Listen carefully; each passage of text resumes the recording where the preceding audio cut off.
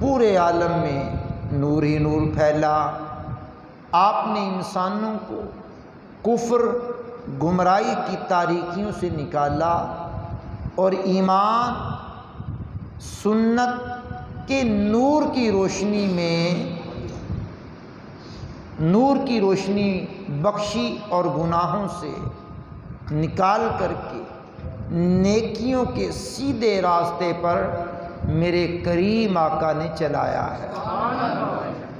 اور اس دنیا میں آپ کے تشریف لانے کا عظیم ترین مقصد لوگوں کی اصلاح، کفر، گمراہی، بدعمالی، بد اتواری کی وادیوں میں بھٹکتے ہوئے انسانوں کے دین، عقیدے اور اعمال اخلاق کی اصلاح فرمانے کے لیے رب کائنات جل والا نے اپنے پیغمبر کو ایک ذمہ داری سونپتے ہوئے اور اس کے انداز کو اختیار کرتے ہوئے ارشاد ربانی ہوتا ہے۔ سورہ نحل کی آیت نمبر 125 کا یہ حصہ ہے، ادعو الی سبیل ربک بالحکمت والموعظۃ الحسنہ۔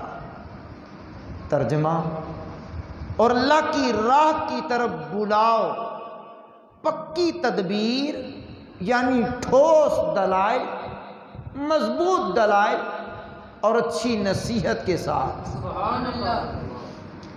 اصلاح باپ کو بھی کرنے کی ضرورت پڑتی ہے، ماں کو بھی کرنے کی ضرورت پڑتی ہے، بڑے بھائی کو بھی اصلاح کرنے کی ضرورت پڑتی ہے، ٹیچر ہے تو ٹیچر کو بھی اصلاح کرنے کی ضرورت پڑتی ہے، لیکچرار ہے، پروفیسر ہے، موٹیویشن سپیکر کا کام یہ اصلاح کرنا۔ فیکٹری کا مالک ہے، دکان کا مالک ہے، گودام کا مالک ہے، کسی شعبے کا افسر ہے، عہدے میں بڑا ہے، تو ہر بندے کو کسی نہ کسی کی اصلاح کرنے کی ضرورت پڑتی ہے، اور اصلاح کرنی بھی چاہیے، اصلاح کرنی بھی چاہیے۔ لیکن کریم آقا علیہ السلام نے بھی اصلاح کی ہے۔ جگہ جگہ حضور کے میلاد کی محافل بتاتی ہیں کہ حضور نے کیسی اصلاح کی۔ آپ کی نعتیں پڑھنے والے حضراتوں کو نعتیں پڑھتے ہوئے دیکھ کر کے پتہ چلتا ہے کہ جن کی تعریف کی جا رہی ہے انہوں نے اصلاح کس انداز میں کی ہے۔ حضور کے فضائل، کمال، معجزات سن کر کے پتہ چلتا ہے کہ اس کریم نے لوگوں کی اصلاح کا انداز کیا اپنایا ہے۔ آج اسی عنوان پر گفتگو چلے گی کہ میرے کریم کا انداز اصلاح کیا ہے، وہ ہمارا انداز کیا ہے۔ ہم جب اصلاح کرتے ہیں تو اپنے بھی ناراض ہو جاتے ہیں، حتیٰ کہ باپ اصلاح کرتا تو بیٹا اس سے ناراض ہو جاتا ہے، ماں اصلاح کرتی ہے تو بیٹی اس سے ناراض ہو جاتی ہے، بھائی بھائی کی اصلاح کرتا تو وہ روٹھ جاتا ہے، رشتہ دار کی اصلاح کی جاتی ہے تو وہ ٹوٹ جاتا ہے، دوست کی اصلاح کی جاتی ہے تو وہ رشتہ توڑ دیتا ہے دوستی کا، کہتا ہے یہ تو تنقید کرتا رہتا ہے۔ تنقید اور ہوتی ہے، اصلاح اور ہوتی ہے۔ انداز اصلاح پہ غور کرنا ہے کہ ہمارا انداز اصلاح کیا ہے اور رسول اللہ کا انداز اصلاح کیا تھا۔ کریم آقا کتنی بڑی بڑی غلطیاں کرنے والوں کی اصلاح فرما دیا کرتے اور کس حسین انداز میں اصلاح کرتے۔ آئیے سماعت کیجئے، امام بخاری رحمۃ اللہ تعالی علیہ نے اپنی بخاری کے اندر ایک باب باندھا ہے۔ اس باب کا نام پتہ کیا رکھا ہے؟ ایک دیہاتی کا مسجد میں پیشاب کرنا۔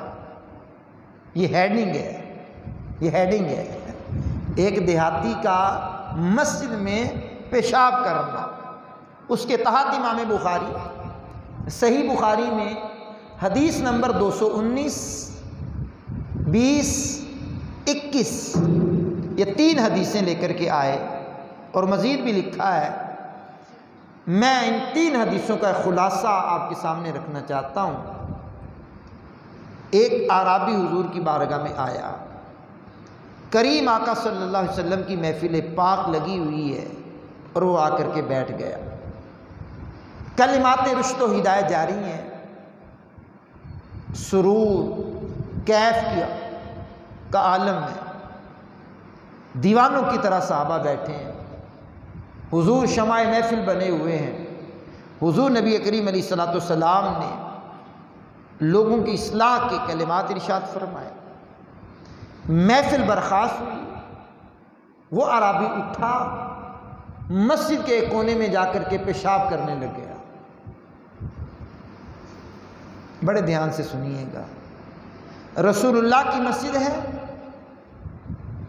رسول اللہ صدر محفل ہے، صحابہ کی جلوہ گری ہے، اعرابی کلمہ گو ہے، اعرابی دیہاتی یہ عمل کر رہا کہ ایک سائڈ پر جا کر پیشاب کرنے لگ گیا، وہ مسجد کا حصہ ہے جہاں پیشاب کر رہا ہے۔ صحابہ دوڑنے لگے، رکو، یوں کہنے لگے۔ اب نبی کریم علیہ السلام کا انداز اصلاح کیا ہے؟ فرمایا چھوڑ دو، کرنے دو۔ کیا انداز ہے، رہنے دو، کر لینے دو، چھوڑ دو۔ تم آسانی پیدا کرنے کے لیے پیدا ہوئے ہو، دشواری پیدا کرنے کے لیے نہیں پیدا ہوئے۔ اب شارحین نے لکھا ہے اگر اس کو اسی وقت روک دیتے تو اس کا پیشاب رک جاتا، آدھا کیا ہوتا، آدھا روک لیتا۔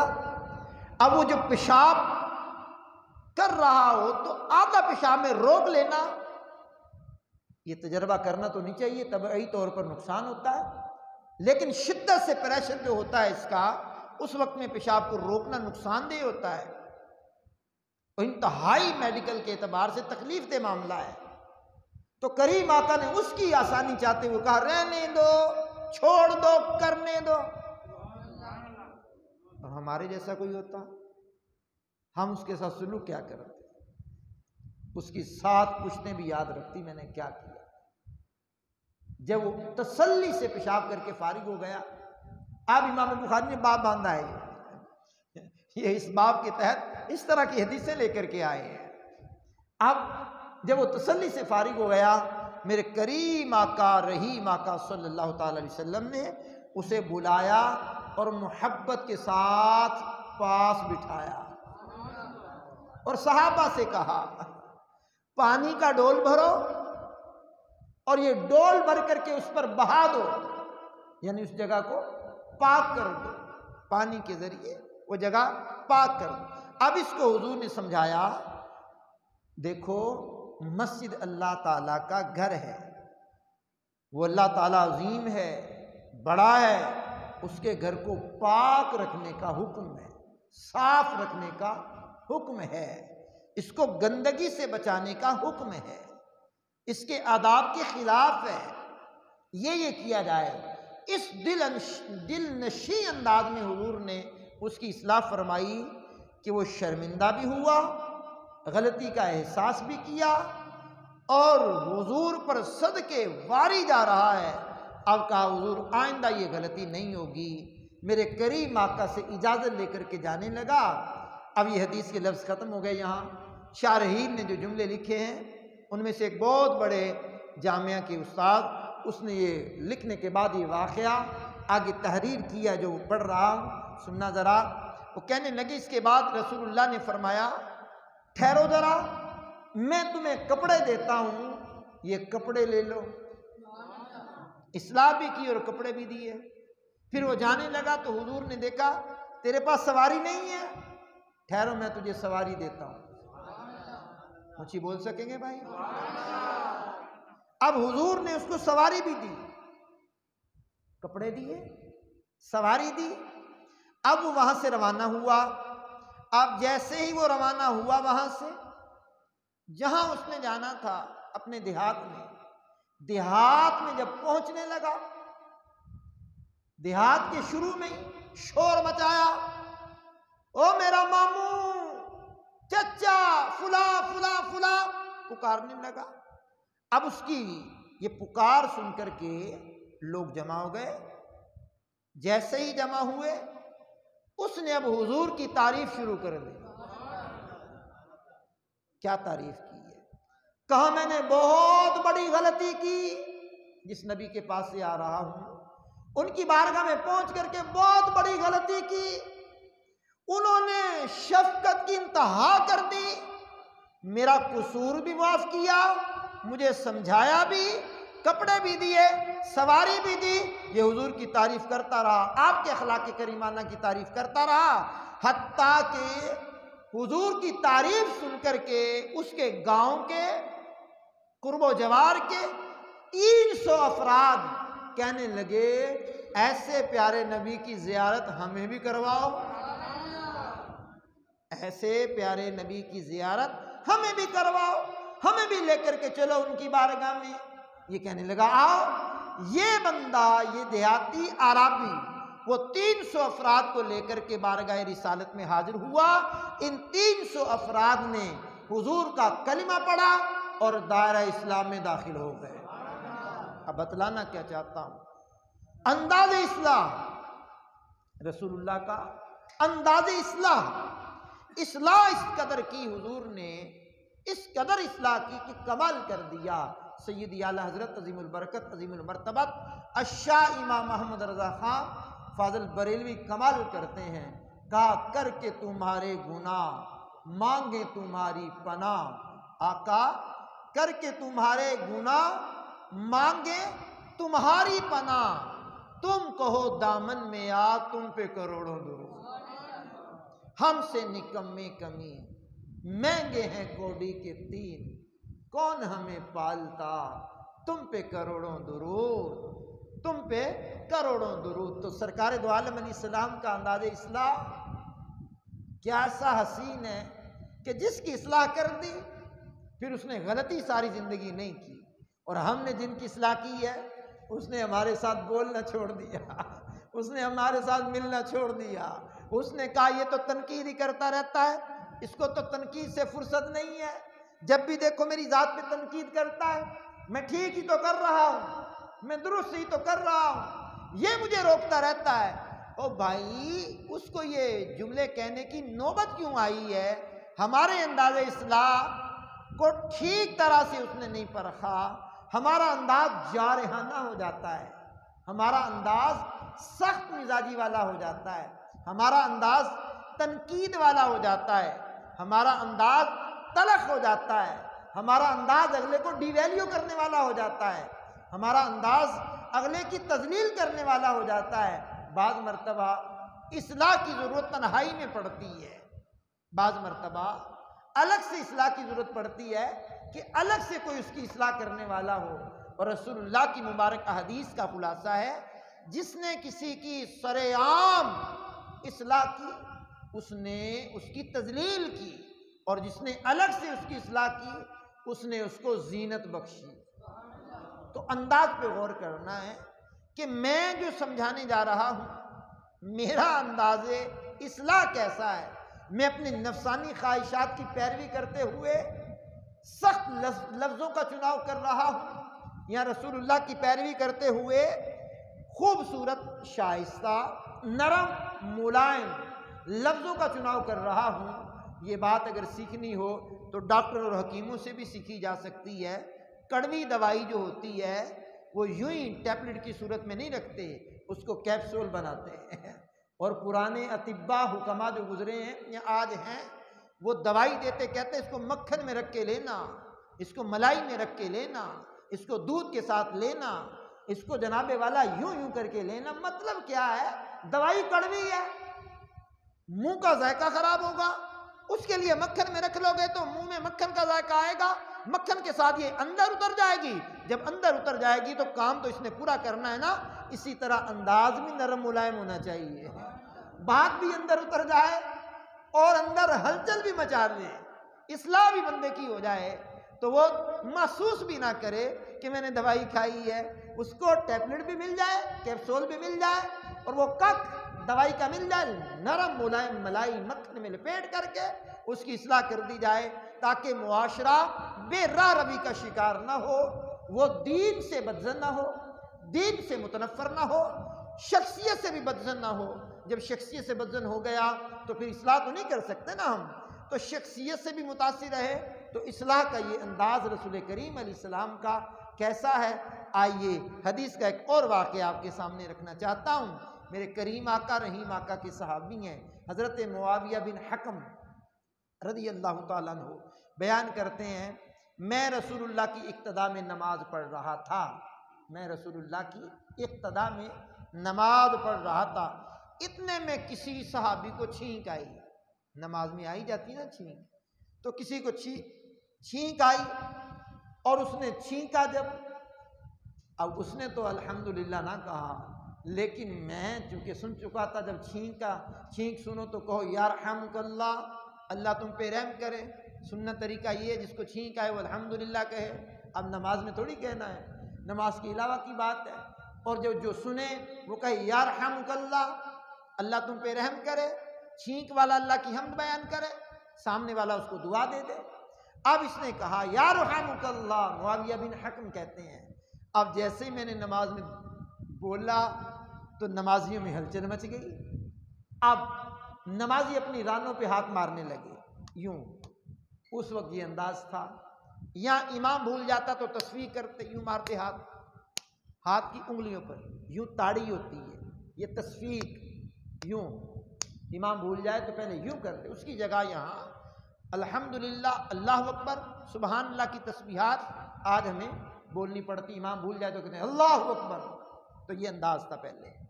اب مسجد میں ہلچل مچ گئی، اس نے کیا کہہ دیا؟ اب نماز سے فراغت پا کر کے کہنے لگے، جیسے نماز سے فراغت پائی میرے ماں باپ حضور پر قربان ہو جائیں، بڑے ہی پیارے انداز میں آقا نے سمجھایا، اتنے دل نشیں انداز میں سمجھایا اور فرمایا کہ جو کوئی نماز میں ہو اس کو لوگوں سے گفتگو کرنے کی اجازت نہیں، نماز تو تسبیح، تکبیر اور تلاوت کا نام ہے۔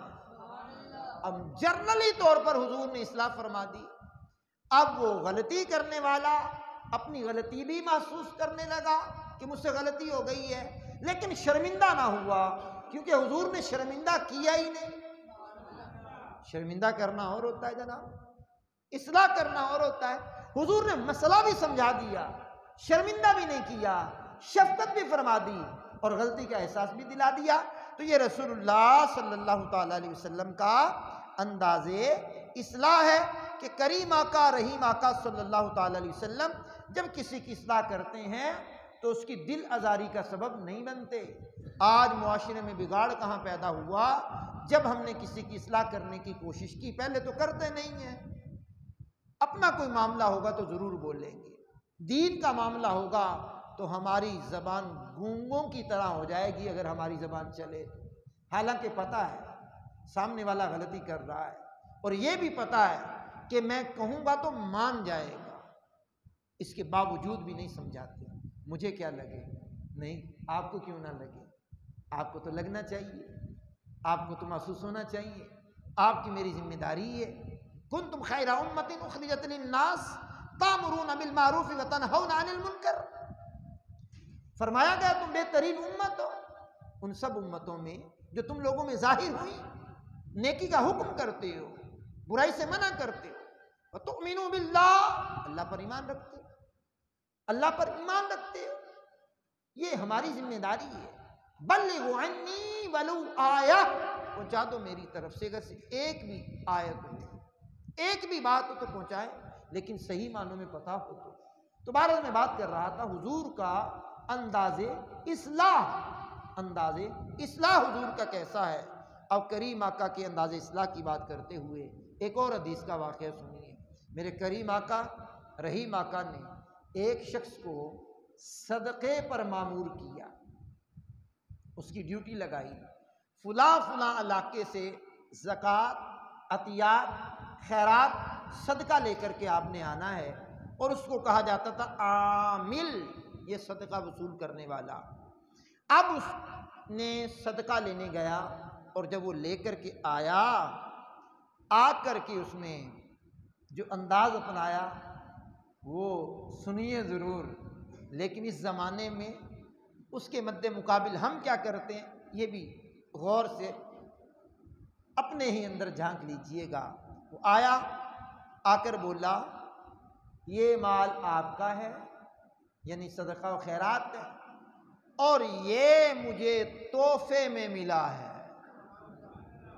گیا سرکاری کام ہے، سرکار کا کام ہے نا، حقیقی سرکاری کام تو وہی ہے، گیا سرکار کا کام ہے، سرکاری کام ہے۔ یہ صدقے کا مال ہے، خیرات ہے، زکوٰۃ ہے، اور یہ لوگوں نے مجھے دیا ہے۔ کریم آقا نے جب یہ سنا نا تو حضور ممبر پر آ گئے۔ آپ آہستہ بھی بولیں گے، تقریر میں وہی کروں گا۔ حضور ممبر پر آئے، ممبر کو رونق بخشی، کروڑوں ماں باپ حضور کے قدمین طیبین پر قربان ہو جائیں۔ ممبر پر آ کر کے حضور نے ارشاد فرمایا، اللہ پاک کی حمد بیان کی، اللہ پاک کی ثنا بیان کی۔ اس کے بعد ارشاد فرمایا، اس عامل کا کیا حال ہوگا، کیا معاملہ ہوگا جسے ہم بھیجتے ہیں اور وہ آ کر کہتا ہے یہ تمہارا ہے اور یہ میرا ہے، یعنی یہ مجھے تحفہ ملا ہے، یہ آپ کا ہے، اس کا کیا حال ہوگا؟ فرمایا پھر وہ اپنے ماں باپ کے گھر ہی بیٹھا رہتا۔ اب سمجھانے کا انداز کیا ہے؟ وہ اپنے ماں باپ کے گھر ہی بیٹھا رہتا، پھر دیکھتا کہ مجھے کون تحفہ بھیجتا ہے۔ اور سرکاری عہدے پہ بیٹھنے والے ہیں، اگر یہ عہدہ نہ ہوتا تو تجھے کون تحفہ دیتا؟ اور فیکٹری کے مالک کے ماتحت بڑی سیٹ پہ بیٹھنے والے ہیں، اگر تو اس سیٹ پہ نہ ہوتا تجھے کون تحفہ دیتا؟ تو منصب پہ نہ ہوتا تجھے کون تحفہ دیتا؟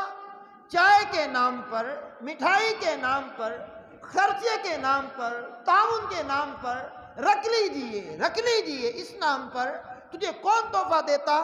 کریم آقا نے فرمایا اپنے ماں باپ کے گھر بیٹھا رہتا تو پھر دیکھتا تجھے کون تحفہ بھیجتا ہے۔ پھر کریم آقا علیہ الصلوۃ والسلام نے فرمایا اس ذات کی قسم ہے جس کے قبضہ قدرت میں میری جان ہے، ایسا شخص قیامت کے دن اس چیز کو اپنی گردن پر لاد کر لائے گا۔ اگر اونٹ ہوگا تو وہ بلبلاتا ہوگا، گائے ہوگی تو ڈکارتی ہوگی، بکری ہے تو منمناتی ہوگی۔ کریم آقا نے اس انداز میں اس کی اصلاح فرمائی کہ وہ جان گیا کہ میرے نزدیک یہ معاملہ ٹھیک نہیں ہے۔ حدیث کو لکھنے کے بعد میرات المناجی میں حکیم الامت مفتی احمد یار خان صاحب نعیمی فرماتے ہیں کہ وہ جو اس کو تحفے ملے، دینے والوں نے کہا یہ لے جائے گا اور ہمارے نصاب میں کمی کر دے گا، یعنی زکوٰۃ کچھ بنتی ہے تو ہم کچھ دے دیں گے، تو یہ بطور رشوت۔ اب وافدہ کا میٹر پیچھے کرنے والا آ گیا، اس کا ہاتھ گرم کر دیا، بندہ سمجھا کیا بات ہے، میں بڑی نیکی کر رہا ہوں، میرا بل کم آ گیا۔ اور اس انداز میں آپ قیاس کرتے چلے جائیے گا کہ رسول اللہ کا انداز اصلاح کیا ہے، ہمارا انداز اصلاح کیا ہے، اور کریم آقا کا انداز اصلاح کیا ہے۔ میرے کریم آقا، میرے رحیم آقا رسول اللہ کا انداز اصلاح اگر بندہ غور کر کے اپنے اندر اتار لے تو زندگی کے بے شمار شعبۂ زندگی میں درستگی پیدا ہو جائے۔ لیکن بات یہ ہے، ناصحہ مت کر نصیحت، دل میرا گھبرائے ہے، دشمن اسے جانتا ہوں جو مجھے سمجھائے ہے۔ تو سمجھانے والوں کی بھی غلطی ہے، سمجھنے والے بھی غلط فہمی کا شکار ہوتے ہیں۔ تو اگر یہ دونوں افراد ایک دوسرے کی بات کو فالو کریں، سمجھانے والا اپنے لب و لہجے پہ غور کر لے اور سمجھنے والا غور کر لے کہ میری غلطی ہے، اعتراف کر لے۔ اعتراف کرنے والا بڑا ہوتا ہے، اس کی عزت میں کمی نہیں ہوتی، اس کی عزت میں اضافہ ہوتا ہے۔ آئیے میں آپ کو ایک بہت حسین واقعہ پیارے پیغمبر علیہ الصلوۃ والسلام کا بتاتا ہوں۔ حضرت سیدنا انجشا، یہ ایک صحابی ہے، یہ حضور نبی کریم علیہ الصلوۃ والسلام کے ساتھ کسی سفر میں تھے، اور یہ جو حضرت انجشا یہ خودی خان تھے، نعت خواں ہوتا ہے، نکاح خواں ہوتا ہے، ٹھیک ہے۔ اب یہ خودی خواں تھے۔ خودی خواں کا مطلب کیا ہے؟ اونٹوں کی قطار جب جا رہی ہو، اونٹ جب جا رہے ہوں تو اونٹوں کو چلانے کے لیے ایک نغمہ گایا جاتا ہے، کوئی سریلی آواز والا وہ جملے پڑھتا ہے تو اونٹ اس سے مست ہوتے ہیں اور مست ہو کر کے اپنی منزل کی طرف اچھے انداز میں چلتے ہیں، اسے کہتے تھے خودی خواں۔ تو حضور نے ان کو رکھا ہوا تھا کہ آپ یوں یوں کیجئے گا، اور یہ بھی یاد رکھیے گا حضور اپنے بارے میں فرماتے ہیں انا دار الحکمہ، میں حکمت کا گھر ہوں۔ آواز اونچی چاہیے جناب، میں حکمت کا گھر ہوں۔ اب یہ خودی خواں اونٹوں کو چلانے کے لیے نغمہ گا رہا ہے، اور کریم آقا رحیم آقا علیہ السلام نے جب اس کی آواز سنی نا، بڑے خوبصورت آواز ہے، بڑی لے ہے اور مست کر رہی ہے، اور میرے کریم آقا نے پتہ کیا فرمایا؟ انجشا چھوڑ دو، کچی شیشیاں نہ توڑو۔ بات پہ غور کرنا، انجشا چھوڑ دو، کچی شیشیاں نہ توڑو، مطلب کیا ہے؟ شرح میں لکھا ہے، حکیم الامت میں مرات المناجی میں لکھا ہے 7 عورتیں تھیں امہات المومنین، دیگر عورتیں، فرمایا اس لے میں جب تم پڑھ رہے ہو تو ان کے دل نرم و نازک ہوتے ہیں، یہ ٹوٹ جائیں گے، یہ ایسا نہ ہو کہ یہ خواتین تمہاری محبت میں مستغرق ہو جائیں اور پھر نقصان ہو۔ انجشا چھوڑ دو، نازک شیشیوں کو نہ توڑو۔ مفتی صاحب قبلہ لکھتے ہیں خوش گلو، خوش آواز بندہ عورتوں کے سامنے نہ گنگنائے۔ خوش گلو عورت کی تو آواز ہی عورت ہے، تو یہ جب گنگنائے گی تو مردوں میں فتنہ ہوگا، مرد گنگنائیں گے تو عورتوں میں فتنہ ہوگا۔ اور 14 صدیاں گزر جانے کے بعد آج ہمیں اس بات کا پتہ چل رہا ہے 1400 سال پہلے ہی حضور نے فتنے کی جڑ کو آسن انداز میں کاٹ دیا ہے۔ آج ہمارا نوجوان، آج ہماری نوجوان بیٹی، نوجوان بیٹا، ہمارے نوجوان نسل، نوجوان لڑکیاں، نوجوان لڑکے اپنے اپنے موبائل کی سکرین پر کیا دیکھتے ہیں، کیا سنتے ہیں، کیا سننا چاہیے، کیا دیکھنا چاہیے؟ انداز اصلاح حضور کا کتنا پیارا ہے، انجشا چھوڑ دو، نازک شیشیاں نہ توڑو۔ ان کو تو حکم ہے، بزرگوں نے لکھا ہے کہ عورتوں کو سورہ یوسف کی تفسیر نہ پڑھاؤ، اور یہ جو فلمیں بنی ہوئی ہیں یوسف علیہ السلام پہ تو فلاں پہ تو فلاں پہ، ان کو نہ دیکھا کرو۔ اب غیر نبی کو نبی ثابت کر رہے ہوتے ہیں، غیر صحابی کو صحابی ثابت کر رہے ہوتے ہیں، اور ایک فاسق و فاجر بندہ کہتے ہیں یوسف علیہ السلام یہ ہے۔ میں نے کہا لا حول ولا قوت الا باللہ، نبی جیسا تو کوئی ہو نہیں سکتا۔ اب اسے کہا جا رہا ہے یہ یوسف علیہ السلام ہے۔ اللہ میری معافی، ایسے نہ تو ڈرامے دیکھو، نہ ایسی فلمیں دیکھو، ان سے بچو، اور انداز اصلاح پہ غور کر لو۔ جس سطح پر بھی ہو آپ اپنے انداز پہ غور کر لیں، میں اپنے انداز پہ غور کر لیتا ہوں۔ آج میرا موضوع یہ رہا ہے کہ رسول اللہ کا انداز اصلاح، تو رسول اللہ کا انداز اصلاح اپنائیے۔ ربیع الاول کی آج 19 تاریخ ہے، اور یہ سیرت کا حسین پہلو ہے کہ ہم اپنی اداؤں پہ خود ہی غور کر لیں۔ کہتے ہیں نا تم اپنی اداؤں پہ خود ہی غور کرو، ہم کچھ کہیں گے تو شکوہ ہوگا۔ تو بہرحال انداز اصلاح کیسا ہونا چاہیے؟ رسول اللہ کے انداز سے سیکھیے کہ رسول اللہ کا انداز بڑا پیارا تھا، جس سے پورے معاشرے میں دین اسلام پھیلا، پوری دنیا میں دین اسلام پھیلا، اور جن کی اصلاح کی ہے انہوں نے آگے جا کر کے اصلاح کی ہے، تو پھر آگے دین پھیلا۔ آج دنیا کے خطے خطے میں اسلام لہلہاتا ہوا سرسبز و شاداب ہے۔ یہ رسول اللہ کے اخلاق کریمانہ کی ایک جھلک ہے۔ اللہ کریم مجھے آپ کو اس کا فیضان عطا فرمائے۔ وآخر دعوانا الحمدللہ رب العالمین۔